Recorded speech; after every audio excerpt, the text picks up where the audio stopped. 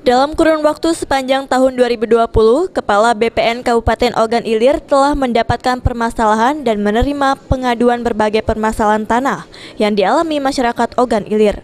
Permasalahan itu sendiri terkait regulasi dan kebijakan pemerintah daerah dengan pemerintah provinsi dan pusat dalam menyelaraskan program sertifikasi tanah masyarakat dan penyediaan lahan tol yang melintas Kabupaten Ogan Ilir.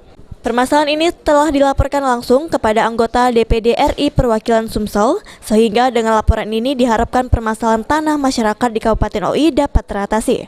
Antara lain untuk kegiatan PSN, PTSL, dan juga pengadaan tanah untuk jalan tol.